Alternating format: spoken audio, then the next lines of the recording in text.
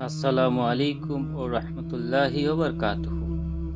আজকে হাদিসটি বর্ণনা করছেন সাদ রাদিয়াল্লাহু তাআলা আনহু। আল্লাহ রাসূল সাল্লাল্লাহু আলাইহি ওয়াসাল্লাম একদল লোককে কিছু দান করলেন। সাদ রাদিয়াল্লাহু তাআলা আনহু সেখানে বসেছিলেন। সাদ রাদিয়াল্লাহু তাআলা আনহু বললেন, আল্লাহ রাসূল সাল্লাল্লাহু আলাইহি ওয়াসাল্লাম তাদের এক ব্যক্তিকে কিছু দিলেন না?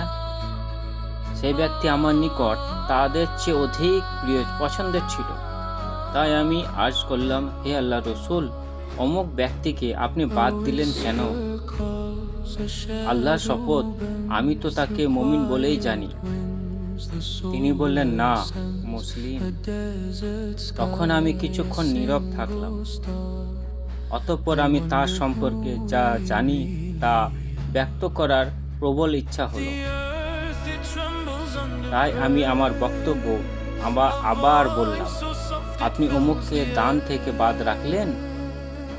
আল্লাহর শপথ, আমি তো তাকে মুমিন বলেই জানি। তিনি বললেন, না, মুসলিম। তখন আমি কিছুক্ষণ নীরব থাকলাম। তারপর আমি তার সম্পর্কে যা জানি তা ব্যক্ত করার প্রবল ইচ্ছা হলো। তাই আমি আবার বললাম, আপনি অমুককে দান হতে বাদ রাখলেন? আল্লাহর শপথ, আমি তো তাকে মুমিন বলেই জানি। তিনি বললেন, না, মুসলিম। তখন আমি কিছুক্ষণ চুপ থাকলাম। তারপর আমি তার সম্পর্কে যা জানি তা ব্যক্ত করার প্রবল ইচ্ছা হলো।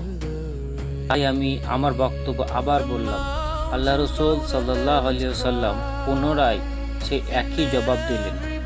তারপর বললেন, সাদ, আমি কখনো ব্যক্তি বিশেষকে দান করি, অথচ অন্য লোক আমার নিকট তার চেয়ে অধিক প্রিয়। তা এ আশঙ্কায় যে সে ঈমান থেকে ফিরে যেতে পারে পরিমাণ আল্লাহ তাআলা তাকে অর্ধমুখে জাহান্নামে নিক্ষিপ্ত করবেন।